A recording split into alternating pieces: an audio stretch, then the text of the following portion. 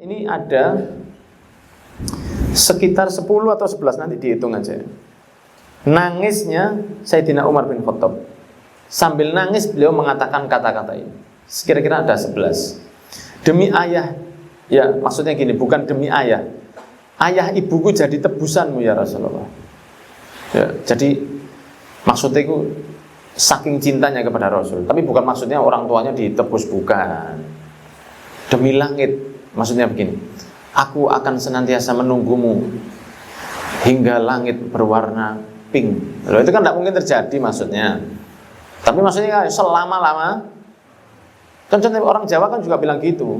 Misalnya nunggu teman yang tidak pernah datang. Itu mungkin sekarang datang, sentenon linggis ngambang. Linggis besi yang besar itu tidak mungkin ngambang dia. Mana mungkin dia ngambang. Tapi kan kata-kata itu ada. Nah, ini dikatakan bi abi anta wa ummi ya Rasulullah. Demi ayah dan ibuku sebagai tebusanmu ya Rasulullah. Karena mereka mengatakan fidaka abi wa ummi. Bapak ibuku sebagai tebusanmu ya Rasulullah. Kasaran itu saya lebih rela kehilangan orang tua saya daripada engkau ya Rasulullah. Itu hanya perumpamaan saking besarnya cinta kepada Kanjeng. Ya, jadi jangan disamakan. Tidak bisa, kan bahasa beda-beda. Satu, beliau mengatakan, ya Rasulullah, dulu itu pelepah korma yang tidak kamu sandari lagi ketika ada mimbar dibuat di masjid, pelepah korma itu nangis sejadi-jadinya. Katanya Sayyidina Umar, beliau ngomong sendiri nih setelah wafatnya Rasul, ya, nangis sendiri, beliau mengatakan, ya Rasulullah, dulu pelepah korma itu nangis karena sudah tidak engkau sandari lagi, dan kau peluk dia sehingga dia tidak nangis, sehingga dia jadi tenang. Kau peluk dia.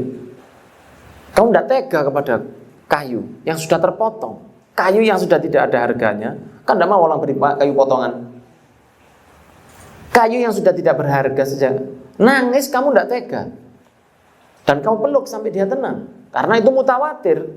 Jadi ditaruh pojok karena sudah tidak terpakai, seperti nangisnya orang perempuan di dalam masjid. Dan di dalam masjid kan ada perempuan.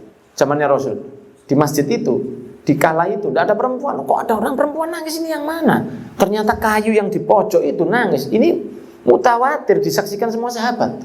Sehingga Rasulullah turun dari mimbarnya, pelepah itu dipeluk oleh Rasul. Karena biasanya dibuat sandaran sama Nabi waktu khutbah. Sekarang jamaah semakin besar, Rasul harus naik Nah itulah awalnya mimbar di mimbar Jumat itu semua. Bukan mimbar dangdut atau mimbar apa, itu lain. Ini mimbarnya lain, ini mimbarnya Rasul naik di atas. Sehingga ketika ada mimbar, kayu yang pelepah kurma tidak terpakai tadi itu nangis. Kata Sayyidina Umar, kayu aja kamu tidak tega ya Rasul, maka bagaimana dengan kita nanti kalau nangis di hari kiamat? Tidak mungkin kamu tega kepada kita ya Nabi.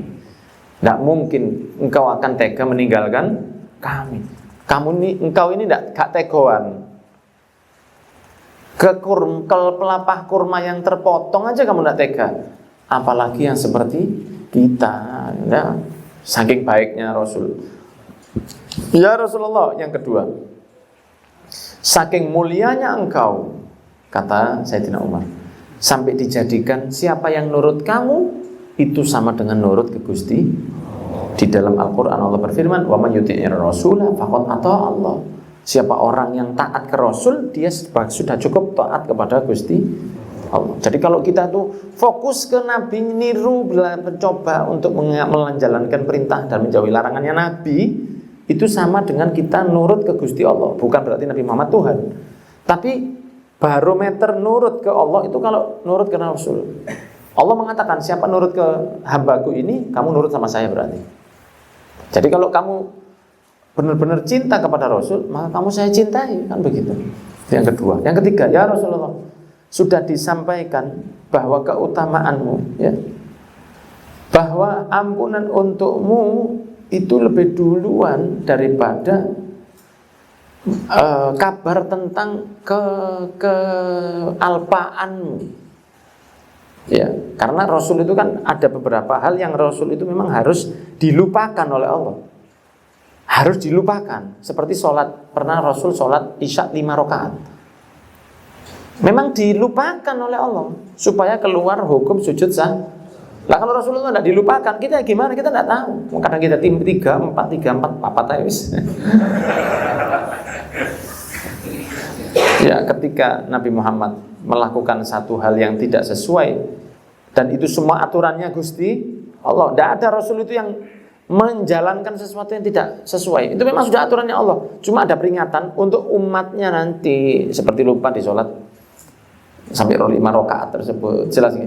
Pernah Rasulullah tidur sampai kesiangan. Kenapa? Ya supaya umatnya yang doyan kesiangan ini tahu hukumnya. Lah kalau Rasul tidak pernah kesiangan, kita kalau bangun kesiangan yang takut sama Allah, bisa nangis-nangis, Pak. Yang tidak takut, rezeki. Gitu. Ya, kenapa? Akhirnya bangun langsung sholat subuh sekitar 7:30. Karena capek habis perang, Pak, bukan habis nonton timnas. Rasul habis perang, capek, istirahat, perjalanan, ngomong ke sahabat Bilal, siapa yang mau jaga? Ini sudah malam sekali. Saya Rasulullah, saya tidak akan tidur, saya istirahat, saya akan melek, saya jaga. Sahabat Bilal siap ya? Iya ya Rasul. Ternyata sahabat Bilalnya keturun juga. Nah, sehingga bangunnya 7:30 kurang lebih. Ya Bilal, gimana kamu ini? Ya memang ditidurkan oleh Allah. Karena Rasul itu yanamu ainuhu wa la yanamu qalbuh. Hatinya Rasul tidak pernah tidur. Jadi hatinya itu selalu melek. Tapi matanya tertutup. Kalau kita kan melek, hatinya sudah merem, kena mata tambah merem lagi. Karena orang yang masih maksiat itu kan dihitung hatinya tidur kan gitu. Kalau Rasul itu hatinya tidak tidur. Memang tidak dibangunkan oleh Allah. Supaya ada hukum. Lah kalau kesiangan gimana? Lah langsung sholat qadha. Akhirnya keluar hukum buat kita. Oh gitu ceritanya Allah kalau ngatur itu. Bukan Rasulullah kok kesiangan. Rasul tidak kesiangan. Kalau Rasul diorikan sama Allah, ya lede kita ini. Saking rahmatnya Allah kepada kita, dikasih kejadian-kejadian seperti itulah. Allah Subhanahu wa taala itu sudah menyampaikan afallahu an kalimat adintalahum. Sudah diampuni dulu sebelum ada kabar tentang kealpaannya Rasul. Saking hebatnya kata Sayyidina Umar. Sayyidina Umar juga mengatakan, ya Allah, ya Rasulullah, dari keistimewaanmu bahwa tidak ada satupun nabi yang sebelummu, 124.000 nabi itu, kecuali pasti diangkat sumpah. Allah mengatakan, wa idza akhadna minan nabiyyina mitsaqahum wa minka wa min Nuhin wa Ibrahim al-ayat sampai akhir ayat, bahwa semua nabi yang diangkat oleh Allah harus diangkat sumpah. Sumpah apa? Kan kalau orang mau jadi naik posisi, mau jadi menteri, mau jadi presiden, itu kan ada sumpahnya. Ya terlepas dari dilanggar atau tidak, tapi kan disumpah juga. Nah, semua nabi itu juga disumpah. Sumpahnya kepada mereka diantaranya apa? Bahwa kalau kamu mendapati satu nabi bernama Muhammad, kamu wajib ikut sama dia dan syariatmu jadi syariatnya dia. Dan semua mereka mengatakan akror, nggih Gusti, kami mengikrarkan sumpah tersebut. Makanya ketika Nabi Isa nanti turun, ya sholat seperti kita, ibadah seperti kita. Tidak buat peraturannya Nabi Isa, ya, bukan syariatnya Nabi Isa, tapi syariatnya Rasul. Dan memang begitu, dan terjadi kan nanti bakal begitu. Jadi siapapun yang mau jadi nabi, itu syaratnya kamu harus ikut Rasul loh. Kalau Rasul itu sezaman sama kamu, oke, ya apa? Kalau tidak, misalnya, tidak mungkin. Misalnya begini, waduh saya tidak bisa, ya kasih jadi nabi kamu. Tapi tidak mungkin. Tapi kan berarti kalau kamu tidak mau ikut Rasul, ya tidak usah jadi nabi. Sampai sebegitunya kata Sayyidina Umar. Ini beliau mengatakan sambil nangis. Ya Rasulullah, telah sampai ya kabar kepada kami, di antara keutamaanmu adalah bahwa penghuni neraka nanti itu di antara penyesalan mereka adalah mereka dulu nyesel tidak ikut sama kamu. Penghuni neraka itu akan nyesel, kenapa dulu tidak ikut dengan Rasul? Di antara ayatnya, yaquluna ya laitana ata'na Allah wa ata'na Rasul. Coba dulu kita nurut sama Allah, coba dulu kita nurut ke Kanjeng Nabi. Tidak nurut ke Rasul itu penyesalan di hari kiamat. Padahal sudah masuk neraka loh. Padahal mereka sudah diazab. Ya, wa hum baina adzabiha yu'adzabun, dan mereka di dasarnya sedang diazab sakit. Mereka masih ingat itu. Orang kalau sudah sakit itu kan lupa segala macam, Pak. Ya, coba orang kalau lagi sakit gigi misalnya, ayo Mas futsal Mas, ya tertarik ya? Enggak tertarik sudah. Enggak tertarik sudah. Orang kalau sudah sakit dia lupa rasanya. Dia enggak tertarik hal-hal yang biasanya anak kalau sudah sakit Main muter-muter begitu sakit, melungker, dikasih mainan dia dilihat aja, nggak nafsu dia. Orang kalau sudah sakit lupa segala macam. Ini orang di dalam neraka sudah sakit, itu masih ingat. Coba dulu ikut sama Nabi sambil diadab itu. Nah, semoga kita bisa ikut Rasul terus ya.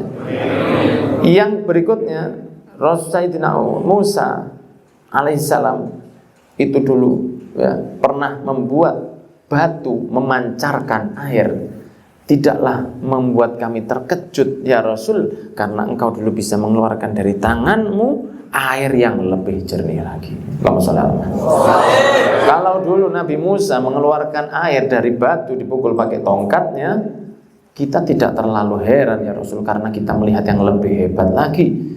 Air keluar dari tanganmu memberi minum ribuan manusia, dipakai mandi loh Pak. Dipakai mandi ribuan manusia, mandi, minum, bekal, wudhu, dan lain sebagainya. Bi anta wa ummi ya Rasulullah, demi ya Rasulullah ya.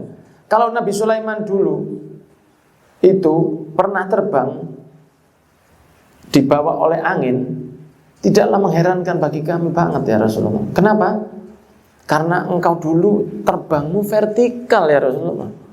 Kamu nembus 7 langit. Nabi Sulaiman kan di sini saja. Tapi engkau naik ke atas, itu jauh lebih merepotkan. Itu jauh membuat kami lebih takjub. Ya Rasulullah, kalau Nabi Isa dulu pernah menghidupkan orang yang mati, orang mati dihidupkan, orangnya masih utuh kan, baru mati dihidupkan oleh Nabi Isa. Kita tidak terlalu heran, kata Nabi Sayyidina Umar. Engkau dulu tidak pakai menghidupkan. Waktu ada kambing yang dimasak dan diisi racun, ketika disuguhkan kepadamu tanpa engkau hidupkan, kambing itu jadi ngomong, padahal bentuk potongan saja,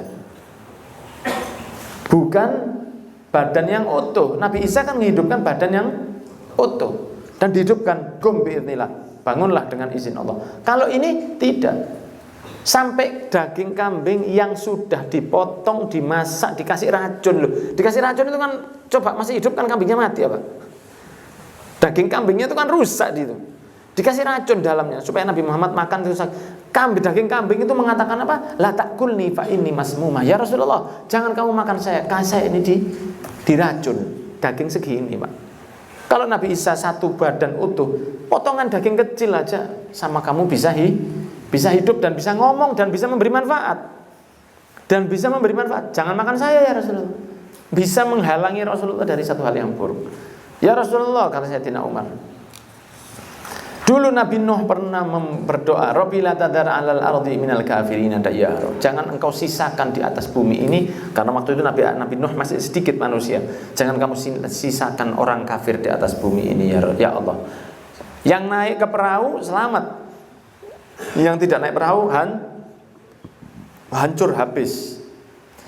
Coba ya Rasulullah, kau doa begitu kepada Allah, maka lahalakna kulluna, kita semua akan hancur, katanya Sayyidina Umar. Tapi kau telah diinjak lehermu, kamu telah diludahi wajahmu, telah dilukai tubuhmu,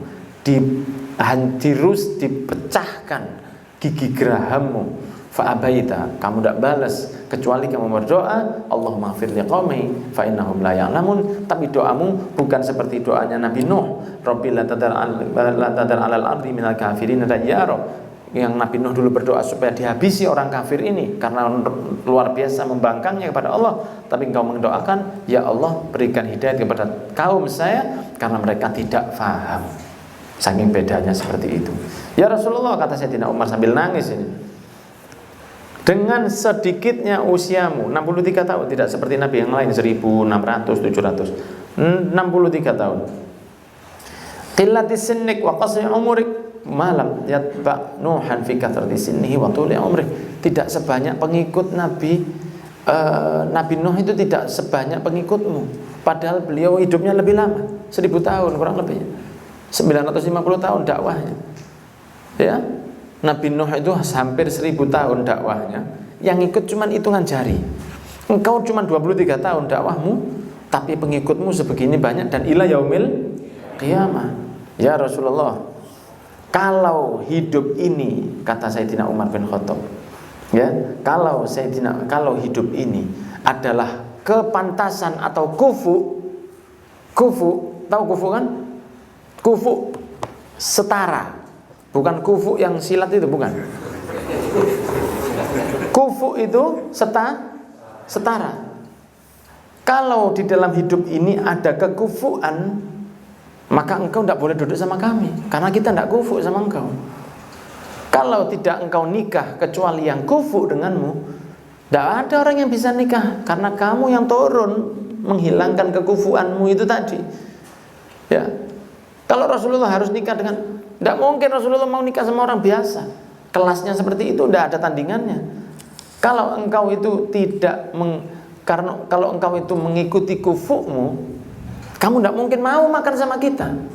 Kamu tidak mau makan sama kita, tidak mau makan, duduk makan dengan kita, kemudian kamu taruh makananmu di bawah. Ya, sederhana, pakai tangan 3 jari, kakinya naik sedikit seperti makannya budak, tidak mau seperti itu. Tapi demi Allah, katanya Sayyidina Umar, jelas tanah engkau mau duduk sama kami, engkau mau nikah sama kami, maksudnya mau nikah dengan manusia seperti kita, tapi kata Sayyidina Umar, engkau mau nikah dengan orang-orang seperti kami, engkau mau makan dengan orang-orang seperti kami, dan kamu mau menggunakan pakaian yang sangat sederhana, dan kamu mau naik himar, padahal itu hina bagi orang Arab, sederhana sekali, bukan onta yang mahal. Katakanlah tidak naik mobil mewah, tapi naik mobil-mobil yang sederhana itu, mau gak nyebut aku tinggal kena itu gitu. Kau mau, ya, engkau mau untuk meletakkan makananmu di atas tanah, dan engkau mau mengemut membersihkan tangan-tanganmu yang ada makanannya sampai bersih. Sallallahu alaihi. Semoga Allah memberimu sholawat ya Rasulullah. Itu tangisan dari Sayyidina Umar bin Khattab. Entah berapa kali beliau menyebut ini pujian untuk Rasul, karena memang kemuliaan Rasul itu sampai ada kitabnya sendiri. Di antara bedanya beliau dengan Nabi yang lain, beliau dengan Rasul yang lain itu memang begitu.